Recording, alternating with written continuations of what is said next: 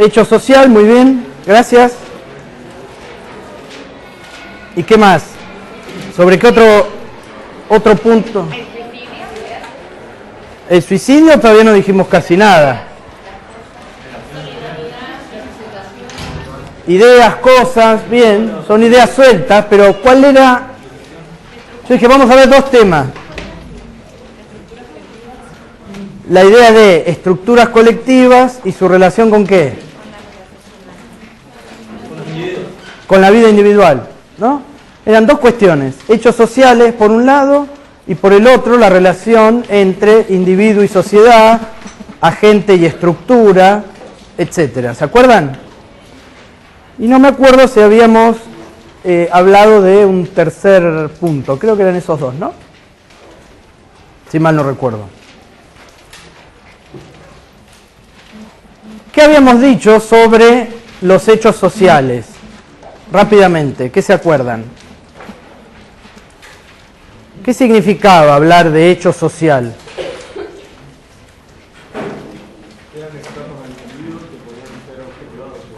Un poquito más fuerte, muy bien. Bien, que eran externos al individuo y que podían ser objetivados. Es decir, que los hechos sociales debían poder ser transformados en un objeto, en una cosa. Y ahí venía la relación entre ideas y cosas con la que empezamos la reunión. ¿Se acuerdan?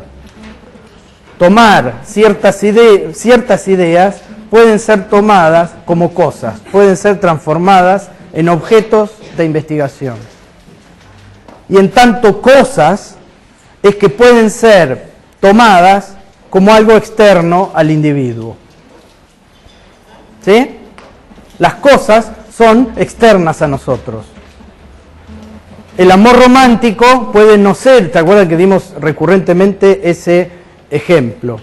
El amor romántico puede ser algo muy íntimo, muy subjetivo, muy sentido interiormente. Sin embargo, en términos sociológicos, puede ser tomado como una cosa, como un objeto. Vamos a traer un poco de WD-40 para esa puerta porque... ¿Sí? Eso por parte de los hechos sociales. ¿Y qué dijimos sobre la relación entre estructura e individuo?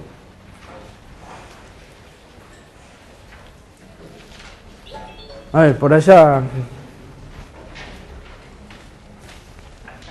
Sí, justo me miraste, no me tendrías que mirar.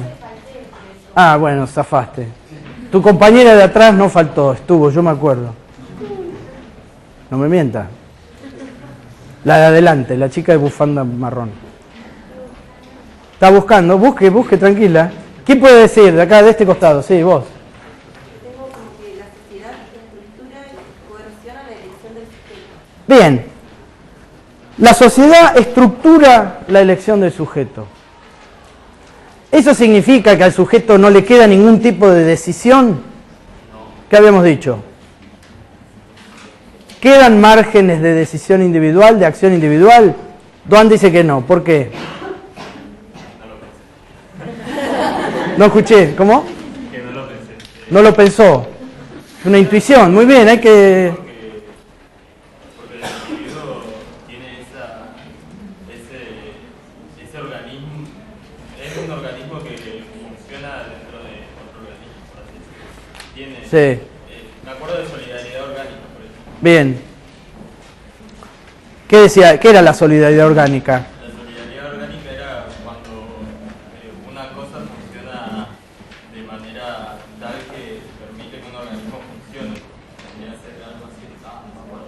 Bien, no, pero está bien la respuesta. Está vinculado a la solidaridad orgánica, porque la diferencia entre solidaridad orgánica y solidaridad mecánica era precisamente, una de esas diferencias, era que había cierto grado de individualidad dentro de las sociedades en las que existía la solidaridad orgánica. ¿Se acuerdan? En cambio, en la solidaridad mecánica, el sujeto era pensado como un engranaje más dentro de mecanismos más amplios, donde se perdía ese grado de individualidad. En las sociedades con solidaridad orgánica, como dice Duan, se preserva un grado de individualidad. Se preserva un grado de individualidad. Si nosotros hablamos de hechos sociales como algo externo al sujeto y al mismo tiempo estamos diciendo que las estructuras sociales precisamente hacen eso, estructuran la vida individual, a pesar de que cierto grado de individualidad todavía se preserve, lo que podemos pensar entonces es que esos hechos externos nos ayudarían a definir cuáles son esas estructuras sociales y cómo estudiarlas, ¿no? De allí que de una premisa sobre el ser del individuo en Durkheim, también uno pudiera desprender ciertas premisas metodológicas de cómo hacer para conocer eso que queremos estudiar. Dado que los hechos sociales son externos al individuo y pueden ser cosificados, pueden ser objetivados, ese es un reclamo ontológico del ser de las cosas, del ser de los individuos, del ser de los sujetos, del ser de las personas. ¿Sí? No es una pregunta sobre cómo lo puedo conocer, no es una pregunta óntica, dirían los filósofos, sino ontológica. Se pregunta sobre qué entiendo yo por el ser de las cosas. Y el ser de las cosas es ser algo externo a los individuos. ¿Me siguen en esto? ¿Sí? ¿Vieron algo de eso en filosofía ya? ¿No? ¿Se acuerdan cuando hablamos de Descartes en un momento? ¿Sí? ¿Qué decía Descartes sobre el mundo exterior? Yo no puedo estar seguro de que el mundo exterior a mí exista. ¿No? Digo, ¿cómo saben ustedes que cuando cierran los ojos todo esto no desaparece y que en realidad están viviendo en Matrix? ¿Hablamos de eso ya? ¿No? Perdón, pero a mi edad es común que pasen esas cosas. Descartes se pregunta, dice, yo no puedo... ¿Cómo saben ustedes que existen? ¿Vos cómo sabés que existís?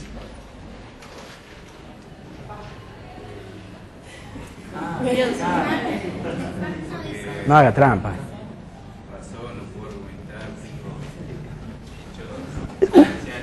Bueno, pero digo, uno podría pensar que está bien, razono, puedo argumentar, dice el compañero.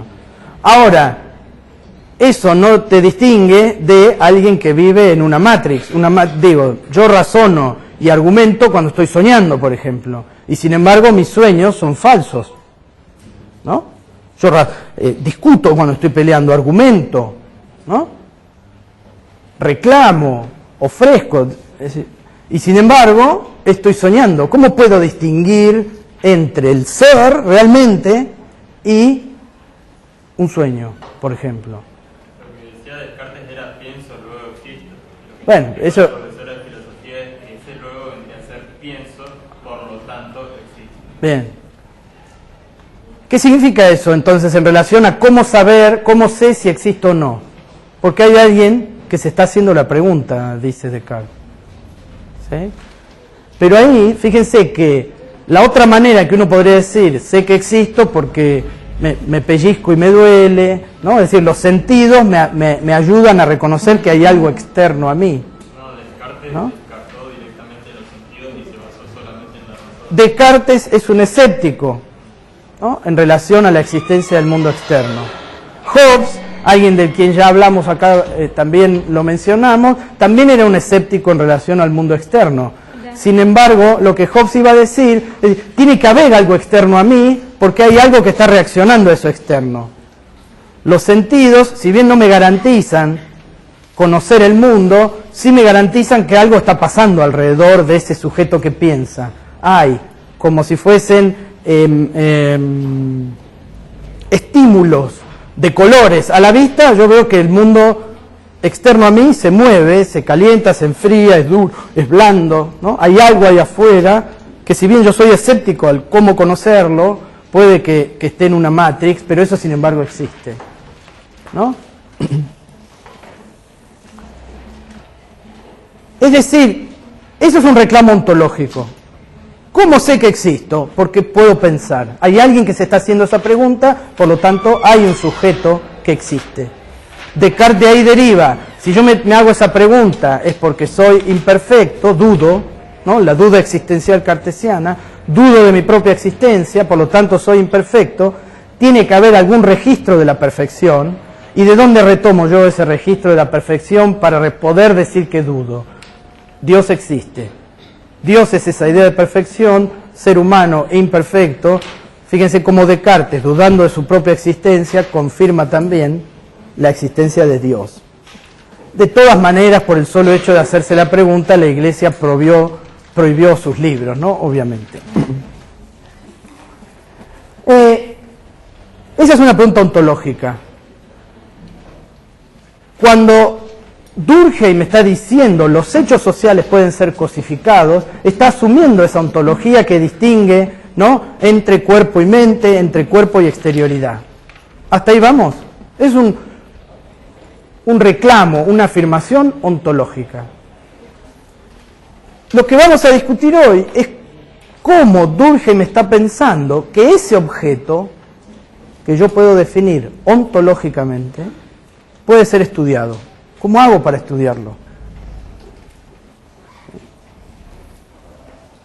¿Qué significa tener una disciplina dentro de las ciencias sociales o las humanidades, tener una ciencia en el concierto más amplio de ciencias biológicas, de ciencias, etcétera, que me permita a mí estudiar esos hechos y esos objetos sociales?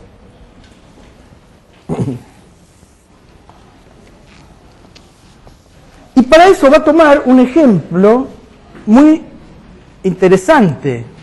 Fíjense que, ¿qué va a hacer Durkheim? Para mostrar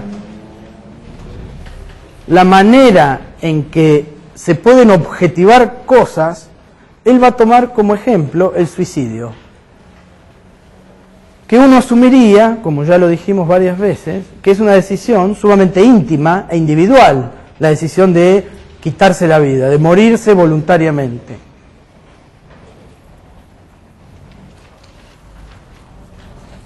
Es decir, Durkheim no va y busca cuestiones más obvias para demostrar lo que él está argumentando, sino que ante la discusión de qué es la sociedad, cómo se integra la sociedad, ¿es la sociedad simplemente una suma de individuos? ¿Es algo más? ¿Hay algo más en la vida social que influya sobre la vida individual? Entonces ve el comportamiento de los estudiantes de la Universidad Nacional de la Patagonia, San Juan Bosco, mientras esperan el colectivo. No hace eso Durkheim. Durkheim dice, no, vamos a ver eso en un comportamiento que uno asumiría es sumamente personal, individual, íntimo, subjetivo, como quieran llamarlo, y vamos a mostrar que eso puede ser transformado en un objetivado como un hecho social. ¿Sí?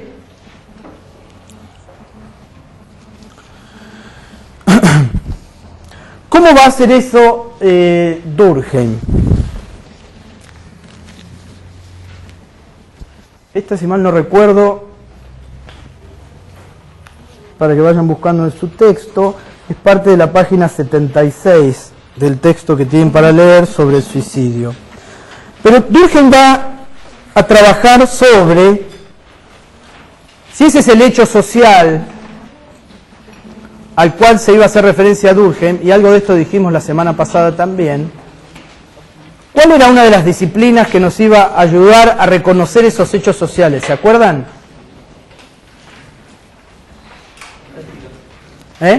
La estadística.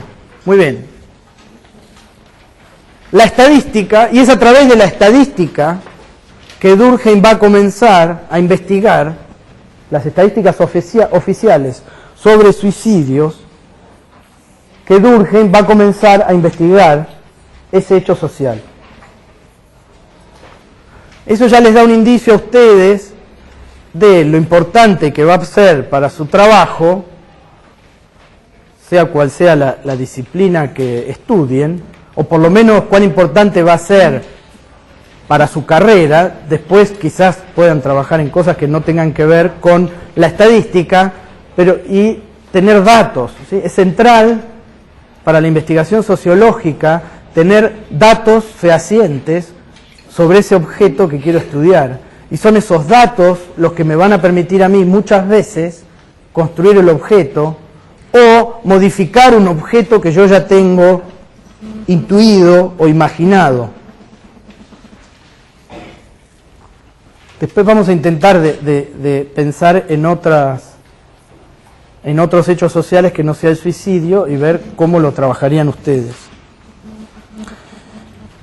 Ahora bien, ¿por qué debería el sociólogo ocuparse del suicidio y no el psicólogo?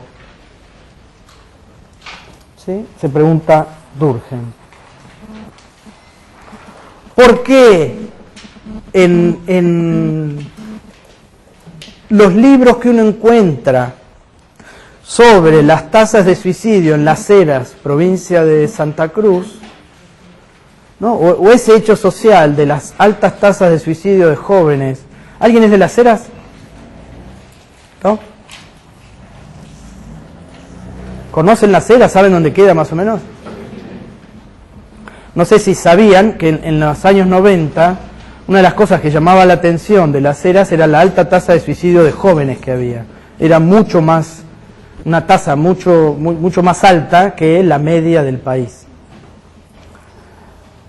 Y efectivamente las investigaciones que se hicieron en relación a ese problema fueron hechas por sociólogos y sociólogas antes que por gente que se dedica a la psicología. Y de nuevo, si la decisión de suicidarse es una decisión tan íntima, de hecho cuando uno sabe de alguien que se suicidó, lo primero que piensa es, pobre, ¿qué le habrá pasado? ¿No? ¿Qué más se sentiría? Etcétera. Durkheim va a pensar en eso como un hecho social, en esas estadísticas. ¿Por qué? Porque cuando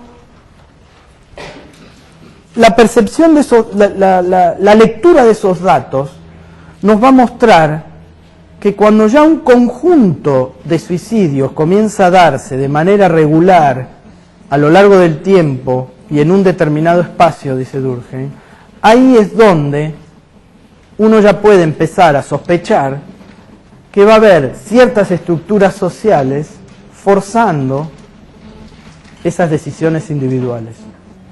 ¿Sí?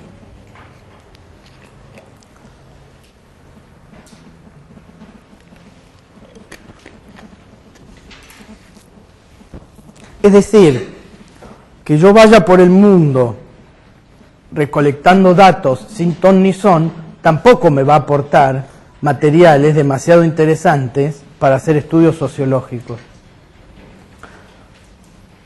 Los datos son fundamentales para que nosotros podamos tener ciertas entradas al campo, ciertas intuiciones sobre lo que puede estar pasando, plantear si es necesario alguna hipótesis para trabajar. Sin embargo, no lo son todo. Uno tiene que encontrar ciertas regularidades en esos datos para que nos permitan hablar de un hecho social. ¿Qué es buscar regularidades? ¿Qué le parece? ¿Qué puede ser? Datos en común, aspectos en común. Cosas en común, puede ser, pero regularidades. ¿Qué es una carrera de regularidad? De autos viejos. ¿Alguien sabe de autos? No, de regularidad. No importa el motor. Que mantenga el mismo tiempo en cubrir determinado espacio. ¿No? Es decir, tengo entendido, ¿vos sabés algo de eso? ¿Alguna vez participaste? Más o menos. Yo no. Pero como yo siempre les digo que inventen, les digo, yo estoy inventando ahora. Voy a alargar y me dicen, usted tiene que cubrir 1,7 kilómetros en 5 minutos 27 segundos. ¿Sí? Una carrera de regularidad precisamente implica eso. Yo voy a tener que ir siempre a la misma velocidad para cubrir ese espacio en un determinado tiempo. ¿Sí? Si yo les digo a ustedes, tienen que dar 14 vueltas al estadio municipal en 2 minutos y medio, ¿no? Ahí eso va a ser una prueba en 2 horas y media, vamos a hacer 2 minutos y medio, una barbaridad. En 2 horas y media, ustedes van a tener que tratar de ir siempre a la misma velocidad regularmente para poder cubrir ese trecho. Si voy muy rápido desde el principio, me canso y llego antes, por lo tanto no cubrieron en 2 horas y cuarto, si voy demasiado lento, tardo 3 horas, no cumplieron con la regularidad. Encontrar regularidades es eso en los datos. Encontrar datos que son recurrentes en el tiempo, en un determinado espacio. Para eso yo tengo que delimitar ese tiempo y tengo que delimitar ese espacio. Entonces, si yo recibo datos sobre, las personas que estudian trabajo social, ¿quiénes son? ¿Qué datos maneja alguien que hace trabajo social? La pobreza. Está hablando ella. Datos de sujetos para poder trabajar sobre ellos. Bien, pero datos sobre, por ejemplo, pobreza. Datos para poder trabajar sobre esos sujetos, dice la compañera. Datos sobre pobreza. Si yo voy por el mundo, voy a ir encontrando, uy, mira, ahí hay un pobre, allá hay otro, acá hay otro. Ay, qué barbaridad. Pobre gente. Hagamos una política social para que esa gente no sea más pobre. Digo, ¿eso es una investigación de trabajo social? No. Yo tengo que tener datos que impliquen y buscar estadísticamente esas regularidades de cómo se mide la pobreza.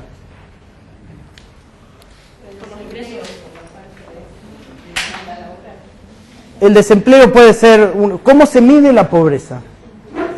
¿Hay relación entre pobreza y desempleo? Sí, pero ¿cómo se mide? ¿Cómo sé yo si ella es pobre o no? Comparando el poder adquisitivo de un grupo de personas con la canasta básica. ¿Solo con distribución del ingreso ya explico la pobreza?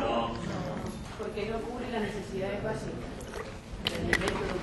Necesidades básicas insatisfechas. ¿Cómo? Eso ya sería una muy buena definición más amplia de pobre, ¿no? Ya no es que no le alcanza para comer, sino que no cubre un piso mínimo de derechos. ¿Sí? Fíjese cómo va a cambiar la política que yo voy a pensar si la pienso en unos términos o en otros, ¿no? Porque ahí la pobreza ya se amplía bastante. Pero, disculpen, me estoy yendo un poco del tema. Ya ni sé por qué le estaba hablando de la pobreza. Buscar las regularidades. ¿Sí? Yo voy a tener toda una serie de estadísticas. Distribución del ingreso. Perdón, un comentario. Sí. Igualmente, una de las cosas que también marca Durkheim en esto de definir es que en las ciencias sociales hablamos en los mismos términos que uno habla en el sentido común. ¿Sí? Uno también puede decir qué pobre tipo y no estar refiriéndose a una persona ni que tiene sus necesidades básicas insatisfechas ni que no tiene sus derechos cubiertos. Es decir, que una de las primeras cosas que va a tener que hacer Durkheim para después ir a buscar esas regularidades es definir, bueno, yo voy a entender como pobre, ¿qué cosa? ¿Se entiende? Porque para cada uno de nosotros ser pobre puede significar una cosa distinta, cosa que no pasa en las ciencias naturales, que en general la mitocondria no es una palabra que uno usa en el sentido común para una cosa, pero para los científicos la mitocondria es otra cosa, ¿se entiende? ¿Sí? Lo que tenemos en las ciencias sociales es que usamos las palabras para el lenguaje de las ciencias sociales, que son las mismas palabras que usamos en el sentido común. Entonces, primero tengo que definir qué voy a entender yo por pobreza. Bueno, ok, voy a tomar necesidades básicas insatisfechas, es una definición. Voy a decir que pobre es aquel que no tiene sus derechos mínimos cubiertos, es otra definición y lo voy a tener que ir a medir también de otra manera. Así que sí, ante la definición. Bien.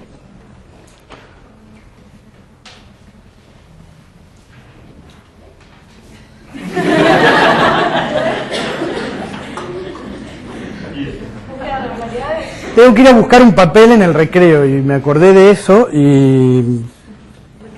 ¿Qué es? ¿Clase de Durkheim o de Marx?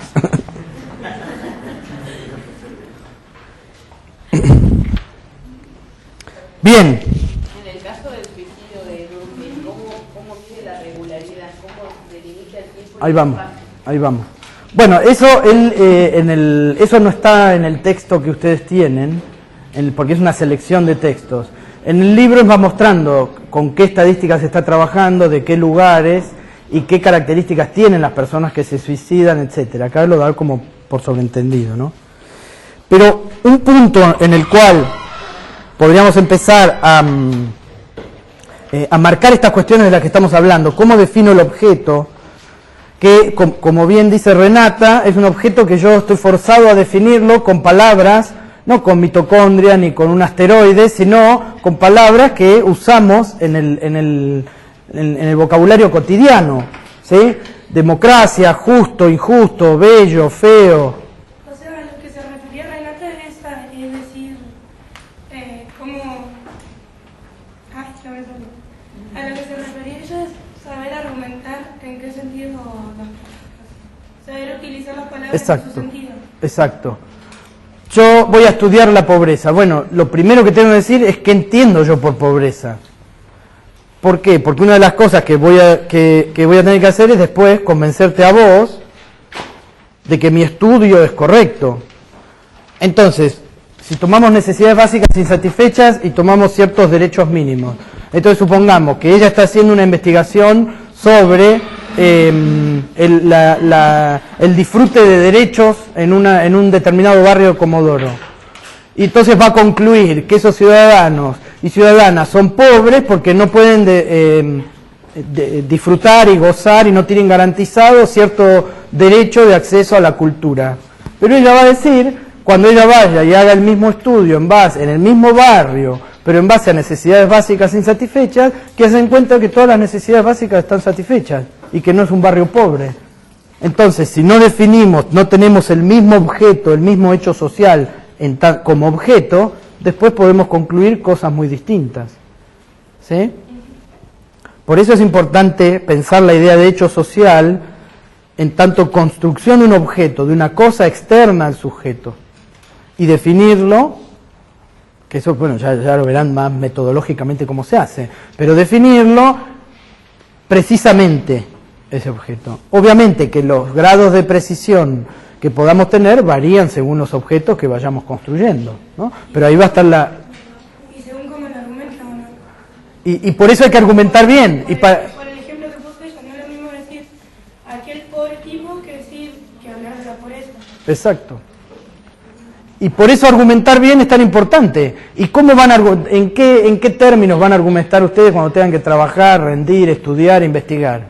Escribiendo. Y por eso es importante que aprendan a escribir. Y por eso tienen que pensar antes de escribir. Y por eso los jorobamos tanto con el tema de la escritura. ¿Sí? Si ustedes no pueden argumentar bien, después quedan esas imprecisiones en las cosas que están diciendo o argumentando, y ahí es donde vamos a estar en problemas. Ustedes, nosotros no. Entonces, la preocupación de Durkheim es más bien la tasa de suicidios antes que el suicidio en sí, como un hecho individual. La preocupación de Durkheim es la tasa de suicidios antes que el suicidio como un hecho individual. Y lo que le va a preocupar es ese dato que permanece en el tiempo en un determinado lugar. Entonces, supónganse, van cambiando las generaciones, se va muriendo la gente, y sin embargo encontramos las mismas estadísticas. Y ahí es donde uno empieza a decir, bueno, acá uno empieza a sospechar, acá hay algo raro. Van cambiando las generaciones y las cuestiones no cambian, una especie de patrón. Van cambiando las generaciones de estudiantes de esta universidad y es imposible que en la parada de colectivo no se amontonen todos y suban de cualquier orden, que no se respete el orden de llegada para subir al colectivo, por ejemplo. Mientras que en el resto del planeta en general, yo nunca tomé un colectivo en Trelew, pero capaz que es un tema provincial, pero ahí hay que definir el espacio. En todo el mundo hay una cola para subir al colectivo. Y cada uno espera su turno. Bueno, acá no. Si uno ve recurrentemente que eso no sucede, observa la parada de la universidad, observa la parada de Balbi, observa la parada de la escuela 83, y pasa siempre lo mismo. La escuela 83 hay más cola. Ahí se respeta más el orden de llegada. Acá, sí, es a los codazos, ¿no? Bueno, ahí encuentro una regularidad en el tiempo y en el espacio. Y ahí ya tengo dos espacios distintos. Tengo un espacio que es la parada de colectivo de la universidad, otro espacio que es la parada de La 83, bueno, ¿qué sucede? ¿Por qué hay regularidades distintas? Y ahí uno puede empezar a pensar, ¿no?, como piensa Durkheim en términos a las tasas de suicidio. Los individuos cambian, los estudiantes que toman el colectivo acá cambian, y sin embargo, esa forma de conducta continúa. Otro ejemplo, ustedes van a ir encontrando en alguna de sus carreras, pero creo que en todas se van a encontrar con el problema. No sé si en términos de lo que se llamó, o todavía se llama, pero es como un tema que ha pasado de moda, digamos, que se ha visto superado por otras formas de conceptualizar, que es la idea de multiculturalismo. El multiculturalismo es la idea de sociedades culturalmente plurales que conviven en un mismo espacio. Es decir, en un mismo país puede haber personas de distintas nacionalidades, pueblos originarios, inmigrantes, grupos religiosos distintos, etcétera, grupos lingüísticos diferentes que conviven en un mismo espacio. Eso después se vio superado es una forma de decir también, pero en realidad se tiende a hablar ahora más de interculturalidad antes que de multiculturalidad, etcétera. Pero en los años 80, las discusiones sobre multiculturalismo en países como Canadá, que es el ejemplo que voy a dar, estaba muy presente. Y esas discusiones comienzan en ciencias de la educación. ¿Vinieron hoy la gente de ciencias de la educación? ¿Están acá? ¿Quiénes son? Bien. Ya van a ver cómo la discusión sobre multiculturalismo empieza en ciencias de la educación. ¿Por qué? Lo que empiezan a observar es un patrón, una regularidad de que ante la misma disposición, grupos de personas distintos, ¿no?, los grados de una escuela tenían las mismas personas a cargo, ¿no?, las mismas maestras, los mismos maestros, los mismos profesores, las mismas profesoras. Contaban con los mismos materiales escolares, porque en las escuelas canadienses, como en las escuelas británicas, y esa es la herencia que tienen los canadienses, los chicos van a la escuela y no tienen que llevar lápices o libros, sino que la escuela les provee de todos los materiales. Uno lleva al nene, lo deja en la escuela, ahí tiene todo lo que tiene que tener y después lo va a buscar. Y lo que encontraban en estos canadienses era que ante esa situación de que todos tenían la misma situación estructural, si se quiere, todos tenían las mismas maestras, los mismos profesores, leían los mismos libros, tenían la misma lapicera, los mismos colores, etcétera, etcétera, siempre había grupos que tenían un rendimiento más bajo que la media, que eran los grupos de los pueblos originarios de Canadá. Entonces es ahí donde comienzan a ver que esa tasa bueno, ahí no hay repitencia, pero la tasa de rendimiento más bajo que tenían esos estudiantes se debía en parte importante a la relevancia que tiene la lengua materna. Para ellos, la lengua en la que se les enseñaba, que era el francés o el inglés, era una segunda lengua. La lengua materna era la lengua de su pueblo. Ahí tienen una regularidad que uno la podría haber explicado de muchas maneras. Y fíjense cómo el sistema escolar fue cortando, si se quiere, fue recortando determinadas variables que podían hacer que un chico o una chica tenga un desempeño distinto, más bajo que la media. Entonces, si uno va a una escuela hoy en Argentina y hace ese mismo estudio y encuentra rendimientos dispares, quizás antes de llegar a la discusión lingüística, a la discusión sobre la lengua, quizás tiene, bueno, o acá mismo en la universidad, entre todos ustedes, si yo veo rendimientos dispares, ¿a qué lo puedo empezar a atribuir? ¿No? Bueno, ¿a qué escuela secundaria fue? Si tiene disponibilidad de las fotocopias o no, si puede comprarse libros, si ya tiene una biblioteca en la casa, ¿no? Si tiene acceso a internet o no, estoy inventando, no sé, ¿no? Es decir, tengo un montón de variables que tener en cuenta antes de construir ese objeto que voy a estudiar, que es la disparidad en el rendimiento escolar, universitario, ¿sí? Pero ahí tenían todo bastante controlado, y ahí es donde aparecen estas otras variables. Ahora bien, ¿esto qué supone para Durkheim? Fíjense que acá estamos distinguiendo entre rendimiento individual, en el caso del rendimiento universitario, y ciertas regularidades que yo puedo encontrar en los datos. Aparentemente, rendimiento y datos pueden ser dos cosas, rendimiento individual y datos colectivos, digamos, pueden ser dos cosas independientes. Lo que va a decir Durkheim es, si yo encuentro esa regularidad, evidentemente, dado que los individuos son tan particulares y tan distintos unos de otros, como ahora vamos a ver, evidentemente tiene que haber ciertas tendencias sociales que están influyendo sobre esa conducta individual. Y a esas que por ahora llamamos tendencias sociales es a la que Durkheim les va a poner el ojo y les va a prestar atención cuando esté hablando sobre el suicidio. ¿Sí? Paramos 2 minutitos y seguimos. ¿Sí? Tengo que ir a buscar un papel.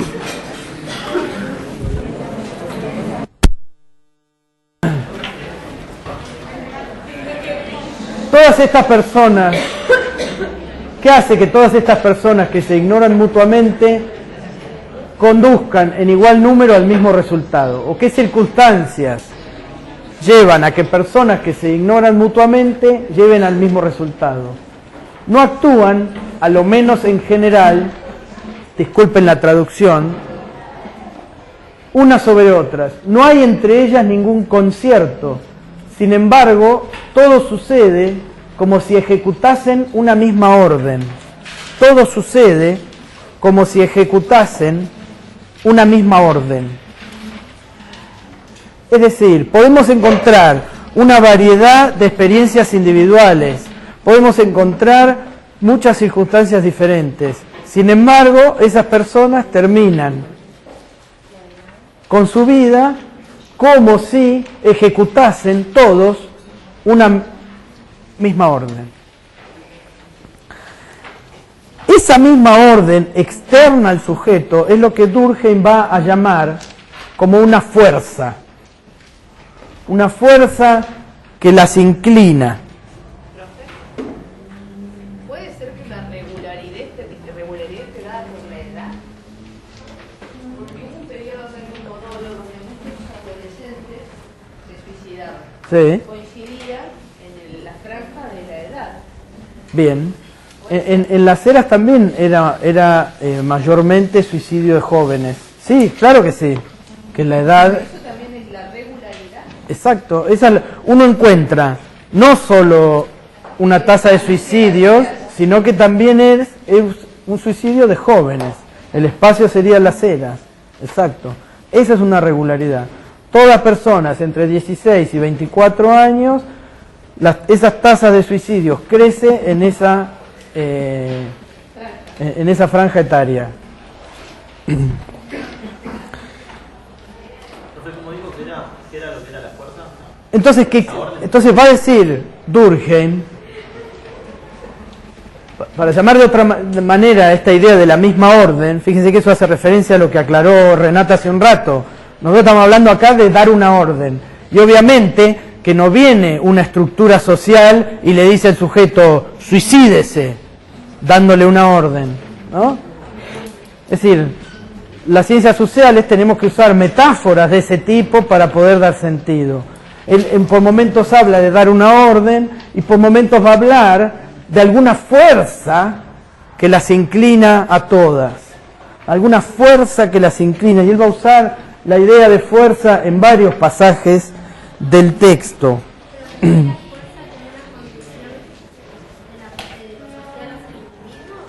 ¿Fuerza cómo? Pero no escuché, Mariana.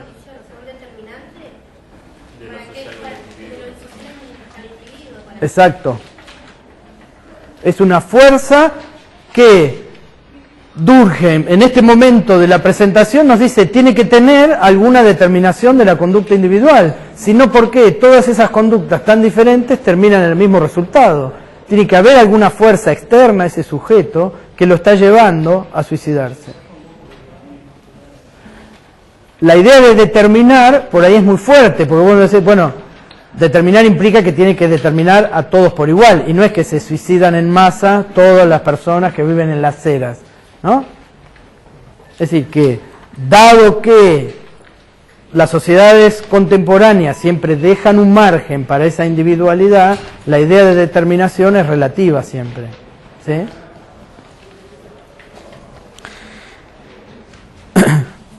Y cito de la página que sigue, disculpen que no la busque porque voy a tardar más y no tiene mucho sentido. En la página 77, dice, contestándole a Mariana, no es necesario imaginar que ceden a una fuerza que los domina. Basta con suponer que ante las mismas circunstancias razonan en general del mismo modo. No es necesario imaginar que ceden a una fuerza que los domina por completo.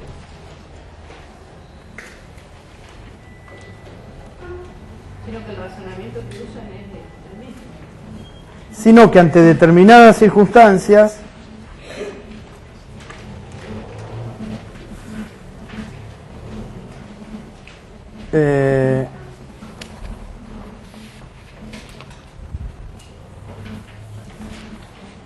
no, más arriba.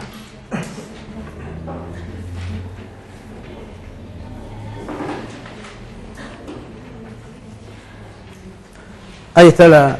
No es necesario imaginar que ceden a una fuerza que los domina. Basta con suponer que ante las mismas circunstancias razonan en general del mismo modo.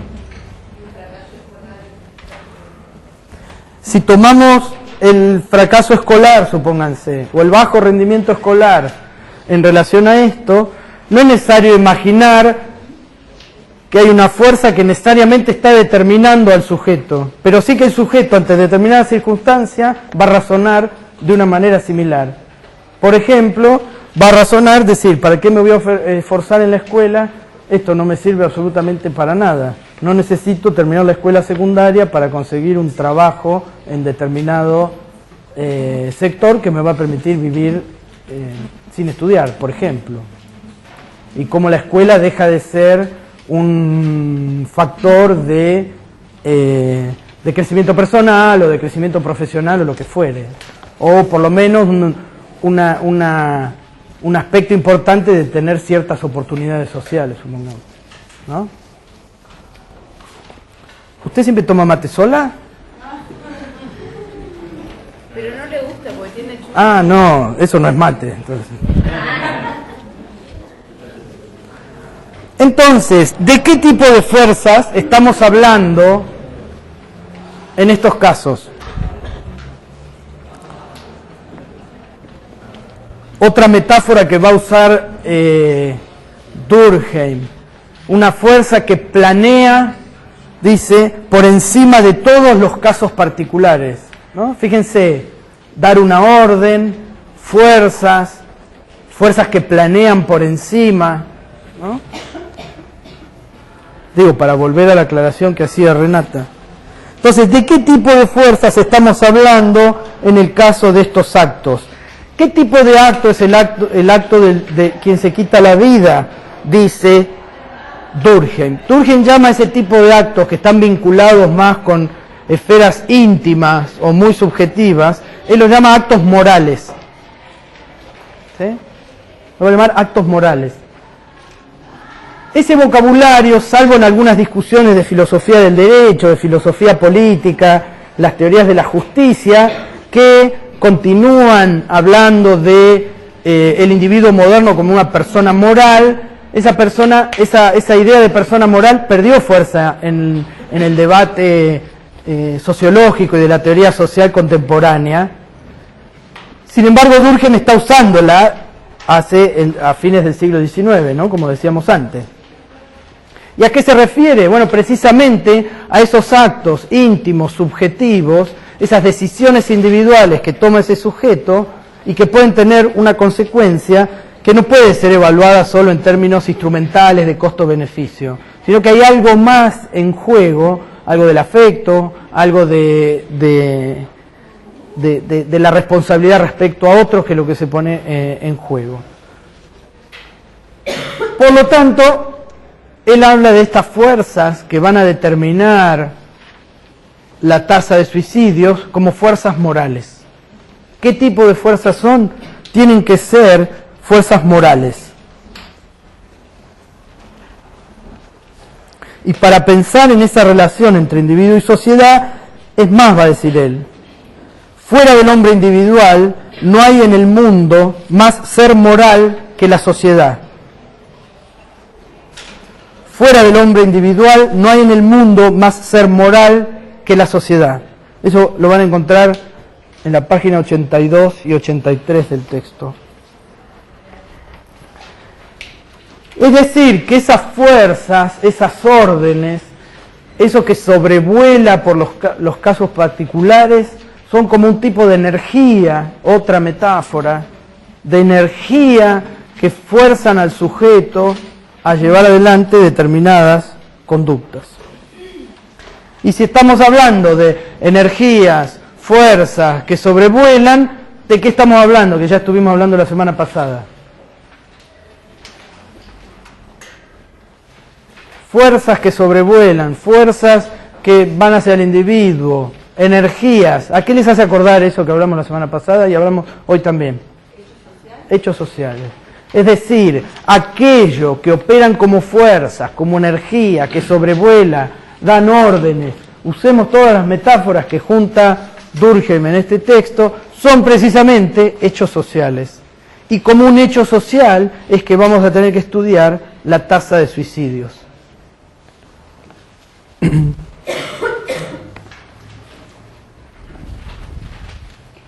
colocar una cosita que yo el otro día planteábamos en práctico, o se lo cuente alguien en el práctico, ¿no? Hablábamos del tema de los femicidios, ¿no? Me pongo acá para que se escuche. Hablábamos del tema de los femicidios y de ver, ¿no? Si, o de los varones que les pegan a sus mujeres, digamos, si eran individuos que tenían una patología individual, digamos, ¿no? O si eran sujetos que en realidad lo que hacían era llevar al extremo cierta normativa social que tiene que ver con que la mujer tiene que ser sumisa, cumplir ciertos mandatos de belleza, de obediencia, de ser casi la propiedad de un varón, ¿no? Y entonces pensar este tipo de hechos no como casos patológicos, como dice Durkheim, suicidios son pocos casos, ¿sí? Sin embargo, ¿de qué otro hecho social que está, digamos, por detrás nos está hablando, ¿no? En el caso de esto, de la violencia hacia las mujeres, pensarlo de la misma manera, no como una cuestión individual de 1, 2, 10, 30, 200, 300 casos al año, sino pensando qué norma social estará por detrás, ¿sí? Qué fuerza, no por desresponsabilizar a los varones que le pegan a las mujeres, ¿sí? No es que uno entonces va a culpar a la sociedad y el que le pegó a la mujer es inocente, ¿sí? Pero para pensar que por lo visto hay algo, una fuerza social que va más allá de cada uno de esos varones individuales, ¿sí? Que le pega o que mata a su mujer, no sé si el caso es. Sí, muy pertinente. Hay fuerzas sociales, hay energías, hay hechos sociales que están presionando sobre ese individuo. Bueno, efectivamente, como decía Renata recién, hay ciertos discursos, normas, valores sobre cuál es el rol que ocupa la mujer en una pareja, en una sociedad, en relación a la esfera de lo privado, en relación a la maternidad, en relación a ser propiedad de un varón, en realidad en relación a ciertos cánones de belleza de belleza determinados socialmente, etcétera, que efectivamente son presiones sobre ese sujeto que lo llevan a tener conductas que Durkheim está individualizando como hechos sociales. Y que yo puedo tomar eso como un hecho, como un dato, una vez que tengo esos datos estadísticos sobre denuncias, sobre de violencia de género, y empezar a pensar cuáles son esos valores, cuáles son esas normas, cómo se reproducen esos valores, tanto a nivel de la vida cotidiana, en los medios de comunicación, etcétera. ¿Sí?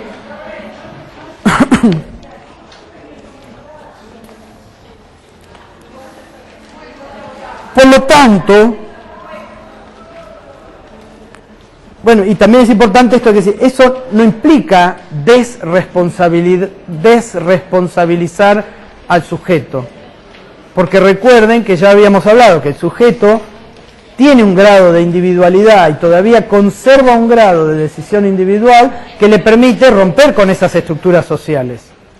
¿Sí? Durkheim en relación al suicidio, ¿qué va a decir? El suicidio como hecho social es un resultado de factores externos, pero encarna en determinados sujetos que se hallan predispuestos a él.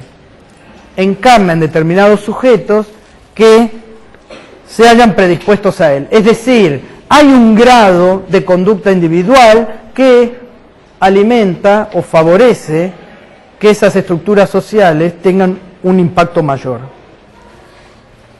¿Sí?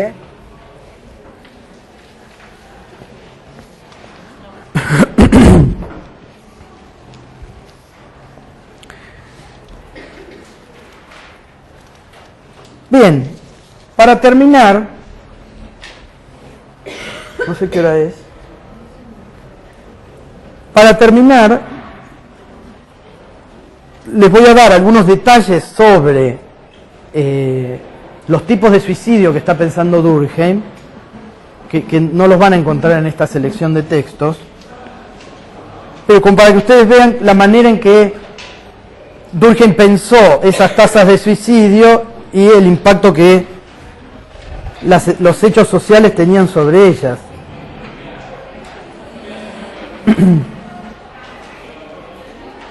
Para eso les quiero mostrar un cuadro.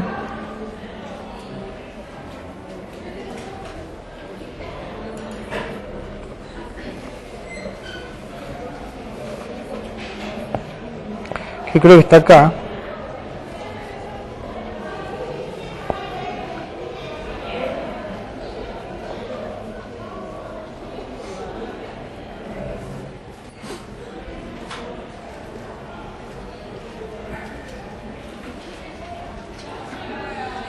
Creo que no está acá.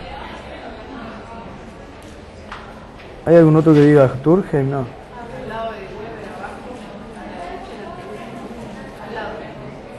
Durkheim con cuadro. Muy bien. Ahí estaba el cuadro.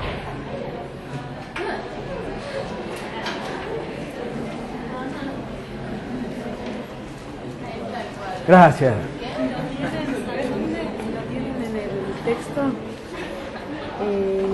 ¿Está en el texto? Lo tienen en el texto de Portantiero.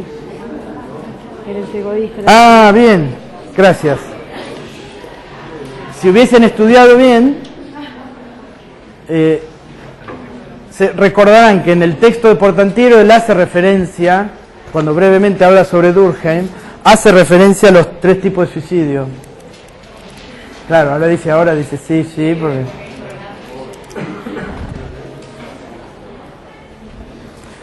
Es más, para que ustedes lo puedan buscar, está en la página 28 de esa introducción que hace Portantiero, que es la que nosotros leemos en la unidad 1 del programa. ¿Sí? Los 3 tipos de suicidio son altruista, egoísta y anómico. Falta el fatalista acá, que... Pasa que hay 2 a los que él no les presta demasiada atención, que son el altruista y el fatalista. Pero en realidad no quería referirme tanto a eso, sino a la idea de integración social. Porque eso está vinculado a una idea de valores, que algo mencionó Renata recién, cuando hablaba de, cuáles son los valores y las normas que están influyendo sobre la violencia hacia la mujer. Porque precisamente esas normas y valores son los que van a mantener integrados o no al sistema social. Y Durkheim va a pensar 2 tipos de integración. Una integración del individuo al sistema, pero por otro lado una integración del sistema en sí mismo. Es decir, habría 2 maneras de pensar la integración social. Una sería a partir de pensar cómo se integra el individuo a la sociedad, al sistema, y otra sería cómo se integra la sociedad en sí misma, la integración del sistema. Y en ambos casos, lo que Durkheim encuentra es que tanto la falta como el exceso de integración genera desequilibrios sistémicos, genera desequilibrios en esas sociedades. En realidad, genera desequilibrios en la integración social, desintegra, si se quiere, socialmente, tanto la falta, el déficit, como el exceso de esa integración.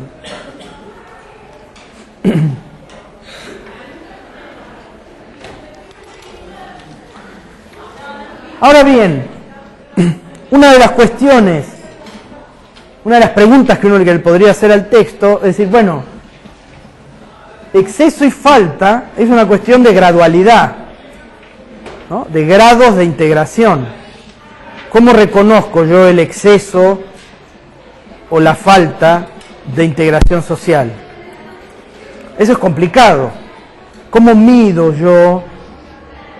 Logramos poner en marcha nuestra obra social propia, nuestra DASU, para darnos cobertura y protección a toda la familia universitaria.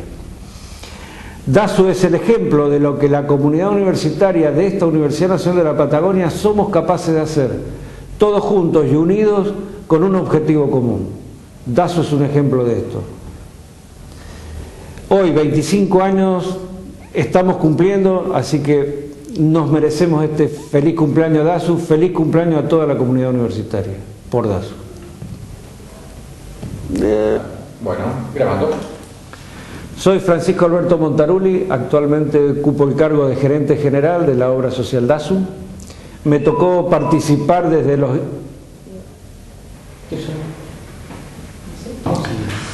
Bueno, estuvieron ahí las pilchas, todo, Presidenta. Grabando. Avísame.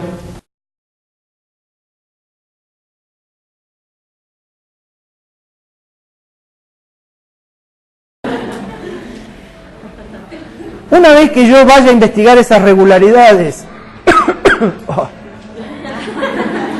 en esas tasas de suicidio, recién ahí yo voy a poder pensar si hay exceso o déficit de integración social. No lo voy a poder decir antes de investigar, tratar de ver cuáles son esas presiones, esas fuerzas, esas órdenes, esas normas y esos valores que llevan a que estos individuos se quiten la vida. Es decir, que en definitiva, poder decir que una sociedad le falta integración o tiene en exceso integración, va a depender de investigación de ciertos hechos sociales. Y tanto una integración débil como una excesiva son perjudiciales para Durkheim. Fíjense, cuando hay un exceso de integración al sistema,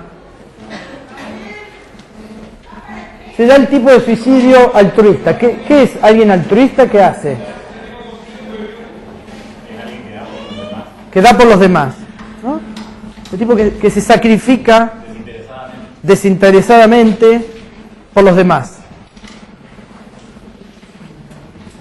Un suicidio altruista de exceso de integración al sistema es una película, ¿vieron Kingsman? Una película nueva que se estrenó hace poco, que es sobre una comedia sobre espías británicos. ¿No la vieron? Esto, para pasar el rato está buena. Bueno, porque hay el caso de un suicidio altruista. Claro, este es un soldado. Supónganse que hay un soldado americano en Vietnam. Lástima que no traje el casco y para personificar mejor el personaje. Entonces, imagínense que hay una situación, bueno, en esta película, por ejemplo, eran ingleses, pero era lo mismo, eran como marines, están torturando a uno y pegándole para que hable un árabe, obviamente, hoy en día todos los árabes son malos, le están pegando al árabe y le pegan, y en un momento helado, no sé qué hace, se agacha, no muestran bien, y cuando levanta y se lo enfocan, tenía el palito entre los dientes, el palito de una granada. El tipo tenía una granada, no sé dónde, en las partes pudendas, ahí no lo habían revisado. Cuando le pegan a los Isabel, tenía una granada, y eran 4 y una granada. Entonces hay uno de los tipos empuja a su jefe y se tira arriba del tipo y la granada explota y se mueren los dos. Ese es un suicidio altruista. Ahora bien, ¿por qué ese es un síntoma de exceso? ¿Por qué se suicida ese tipo? Dice, bueno, ahí hay un exceso de integración. El individuo no valora más la persistencia de su propia integración al sistema y de que ese sistema funcione que su propia vida. Por lo tanto, se suicida por estar, si se quiere, demasiado integrado al sistema. ¿Sí? Y el otro es el suicidio fatalista, ¿no? ¿Alguien fatalista qué hace? ¿Qué es? No sea fatalista, ¿nunca le dijeron eso a ustedes? ¿Nunca escucharon la idea de fatalismo? ¿Fatalidad qué es? ¿Qué es fatalidad? Algo trágico, ¿no? ¿Y el fatalismo qué es? La idea de que esa fatalidad es un destino al cual estamos condenados y que no hay escapatoria. ¿Sí? ¿No? ¿Qué fatalidad? Se murió a los 88 años. ¿Sí? Bueno, ahí ya no sería tanto fatalidad. Piensen ustedes un ejemplo de fatalidad, ahora no me acuerdo ninguno. Ahora bien, ¿cuál sería el exceso de la integración del sistema frente a el suicidio fatalista? El caso de cuando el sistema está tan integrado que no deja ningún tipo de escape a esa conducta individual. Al revés de la solidaridad orgánica, ¿se acuerdan que hablamos? Hay situaciones en las cuales el sistema está tan integrado que haga lo que haga yo, estoy condenado al mismo destino, por lo tanto, nada de lo que haga puede cambiar lo que me va a suceder. Una mujer, el ejemplo que da él, sí, perdón. No, estaba pensando, puede ser el ejemplo del suicidio de Horacio Quiroga, que tenía esa concepción así también, A ver. feminista y que no iba a poder cambiar. Puede ser, yo desconozco bien las circunstancias, pero en que se suicida, pero... O los suicidios antes de la fecha apocalíptica, 2000, 2012. Bueno, ahí, ese sería el sistema está tan integrado, esa visión apocalíptica o fatalista de la historia, está tan que el sujeto se suicida, ¿para qué voy a seguir viviendo? ¿No? O porque no voy a poder continuar, el ejemplo que da Durkheim, si mal no recuerdo, era el del matrimonio, ¿no? La viuda en ciertas culturas en los cuales una vez que cuando se muere el marido y lo queman en la hoguera, se tiene que morir también la mujer. Ese es un suicidio fatalista, es decir, ya la integración del sistema está, las normas y los valores influyen tanto en la conducta individual que la mujer no puede sino suicidarse porque se acaba de morir el marido, digamos, ¿no? Los kamikazes, bueno, habría que ver si es fatalista o altruista, ¿no? Porque el kamikaze quiere cambiar el destino de la guerra, digamos, quiere ganar la guerra. Pero bueno, los más importantes, y en esto me quiero detener un poco más, no es que sea más importante, un suicidio no es más importante que otro, sino a los que más les presta atención Durkheim, es el suicidio egoísta y el suicidio anómico, que pasan por la idea de un déficit de integración del individuo al sistema o del sistema en sí mismo. Si el sujeto no está integrado al sistema, va a tener conductas egoístas, dice Durkheim. ¿Sí? Y ese egoísmo y esa anomia van a ser disparados por situaciones de crisis, dice Durkheim. Y a eso quería hacer referencia también en parte por un comentario de Renata en una reunión. ¿Se acuerdan cuando nosotros hablamos de la sociología como una ciencia de la crisis? Eso también lo preguntamos en el parcial. No debería quedar la idea de que la sociología solo se dedica a investigar los resultados de las crisis que se produjeron en la transición a la modernidad. Es decir, la sociología es hija de su contexto, si se quiere, y fue frente a esas crisis que la sociología tiene sus orígenes. Pero no es que la sociología solo va a dedicarse a estudiar periodos críticos, profundamente críticos, como esas revoluciones y eso que fuimos investigando nosotros. La sociología también tranquilamente puede investigar por qué los estudiantes de la universidad no respetan su lugar en la cola del colectivo. ¿Por qué no existe? Claro, en realidad no respetan, ¿por qué no hacen cola o guardan su turno? ¿Cómo? Que investigan tiempos de crisis y tiempos de bonanza. Exacto, lo que va a decir Durkheim es crisis negativas, pero también crisis positivas. Pensemos en la misma situación de Comodoro. ¿Cómo ven ustedes que describen en la vida cotidiana el funcionamiento diario de la ciudad? ¿Cómo lo describirían ustedes, sino también? ¿Cómo lo encuentran en los diarios, en la televisión, en las conversaciones? ¿Cómo lo encuentran ustedes? Capaz que no hablan de la ciudad, capaz que hablan de sociología, claro, de Durkheim, cuando se encuentran. Se suele hacer mucha referencia a la inseguridad. Inseguridad, muy bien, ¿qué más? Alto costo de vida, precios altos, ¿qué más? El tránsito.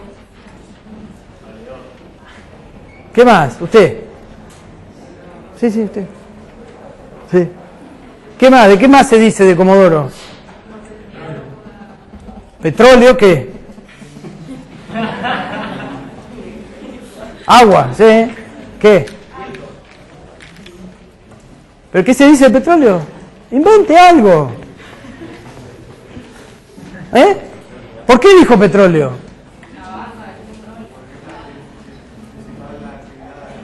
Bien, ¿qué consecuencias tiene esa principal actividad económica sobre la vida de la ciudad? ¿Qué te parece? Precio, ¿qué más? Invente algo. ¿Cómo? Posibilidades de trabajo, hay mucho trabajo, hay baja, eso implica que hay poco desempleo, muy bien, ¿qué más?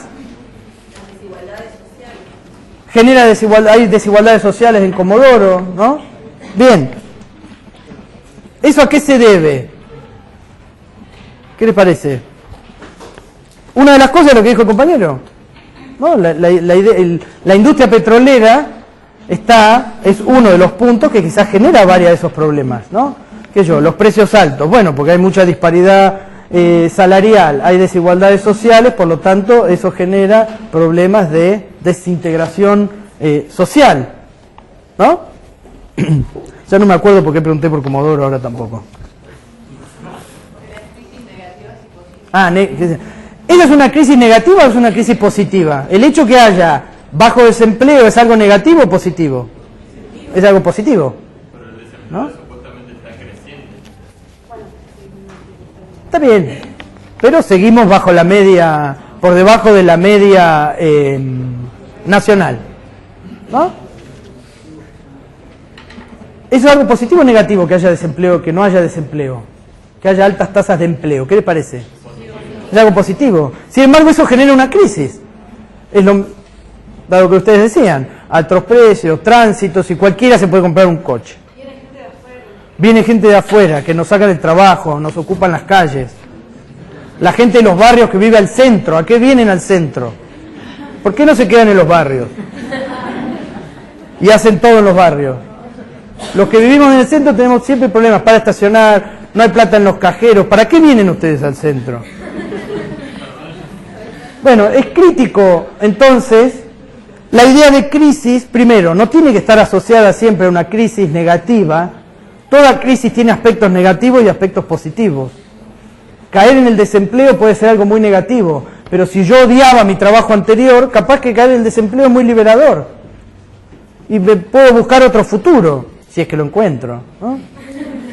Pero uno puede pensar en circunstancias en las cuales el desempleo sea algo liberador. Qué suerte que me echaron de acá, ya no sabía cómo hacer para irme, me busco otra cosa. Prefiero pasar hambre antes que estar con este o con esta. Entonces, eso sería interesante que quede claro. En momentos de crisis, aunque sea negativa o positiva, es que encuentra Durkheim que aumenta el número de suicidios en el caso que él está estudiando. En el caso que él está estudiando. Y lo interesante es que al momento de explicar por qué le parece a él que eso se da, él comienza con una descripción del ser individual, una descripción del ser humano, que es muy similar a la descripción que hacía Hobbes del ser humano en el estado de naturaleza, ¿no? Como seres que solo buscan su propia felicidad. El ser humano busca su propia felicidad, ¿sí? Y ese deseo de felicidad es inagotable en el ser humano. Y efectivamente, si yo les pregunto a ustedes, bueno, ¿cuál sería la realización de tu vida? Comer. ¿La tuya? Dormir. Ah, muchacho, alguien que escuche música, que diga otra cosa. La tuya, ver a News. La tuya, señorita de anteojos. ¿Yo? Bueno, la tuya, lo mismo. Sí. Leer. Ah, por fin. ¿Sí? Es decir, todos tendríamos un objetivo en la vida distinto. Ahora, si decimos, ¿y para qué? ¿Por qué te gusta leer? ¿O por qué te gusta dormir? ¿O por qué te gusta comer? ¿O por qué te gusta leer? Porque me hace feliz. Es decir, eso es lo que resumiría, si se quiere, todas las ideas de vida buena que nosotros podamos tener, ¿no? Apuntar a la felicidad. Bien, dice Durkheim, todos apuntan a la felicidad propia, y eso es inagotable. ¿Cómo hacen para vivir juntos tipos que están todos queriendo ser felices y al mismo tiempo tienen que vivir juntos? ¿Cómo hace el que... ¿cómo es tu nombre?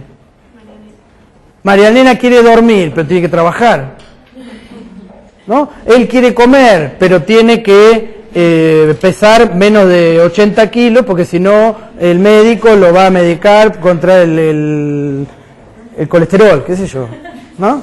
Es decir, hay intereses contrapuestos, ¿sí? Yo quisiera trabajar 8 horas por día, pero el trabajo me implica que tengo que trabajar 16, supónganse.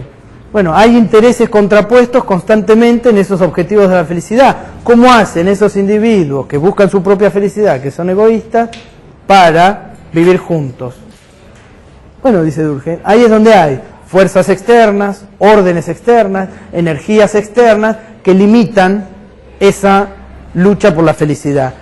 ¿Cuáles van a ser? Normas y valores. Cuando esas normas faltan, cuando hay un déficit de normas y la integración del sistema no es fuerte, el sujeto no tiene esas normas que precisamente limiten su búsqueda de la felicidad. Y en algunos casos eso puede llevar a conductas de sacar ventaja, pero en otros casos, cuando no tengo un rumbo, ¿sí? Cuando desaparecen ciertas normas y valores que me permitían a mí identificarme con algún tipo de identidad, supónganse, yo toda la vida trabajé en la empresa YPF, cuando YPF era estatal. Eso lo estuvieron trabajando la gente de Historia y Letras, ya trabajaron sobre el texto de von Storch, ¿o no? ¿El resto? No, todavía no. Sí, también. También, sobre la privatización de YPF. Yo trabajé toda la vida en YPF, ¿sí? En 1992 me echan de la empresa. Soy un desempleado. Ahora, no soy solo un desempleado, ¿no? Sino que todas esas normas que ubicaban mi vida como empleado de una empresa estatal con la cual yo tenía ciertos beneficios, de ahí se derivaba que yo era padre de familia, era esa figura paterna, masculina, que proveía a mi mujer y a mis hijos de alimento, ¿no? Era el macho petrolero que trabaja en el frío, que se muere de frío, que él trabaja transpira y se llena de tierra y se la banca, ¿no? Y era el militante en el sindicato, que si había que ir a los bifes, íbamos a los bifes, ¿no? Todo eso, cuando hay una crisis que genera la privatización de una empresa, todo eso empieza a desmembrarse, ¿no? Esas normas que hasta ese momento me permitían a mí identificarme como ese varón, padre, marido, se empiezan a disolver. Ante esa crisis es que puede aparecer el suicidio anómico.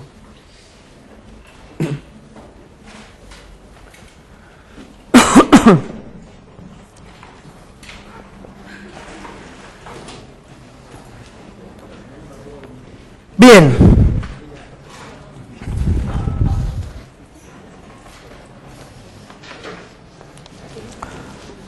La forma en que Durkheim se refiere a eso es como las pasiones deben ser contenidas. Esos límites deben venirles forzosamente de alguna fuerza exterior al individuo.